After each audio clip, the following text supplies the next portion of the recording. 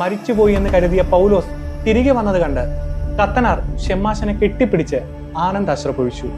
അവർ സംസാരിച്ചുകൊണ്ട് നിൽക്കുമ്പോൾ പള്ളിയിലെ കപ്പ്യാർ നിലവിളിച്ചുകൊണ്ട് ഓടിയെത്തി. പള്ളിയിൽ പിശാചുക്കൾ എത്തിയിരിക്കുന്നു, അവരെ കണ്ടാൽ തന്നെ ഞെട്ടിപ്പോകും നിലവിളിച്ചുകൊണ്ട് അവരോട് പറഞ്ഞു.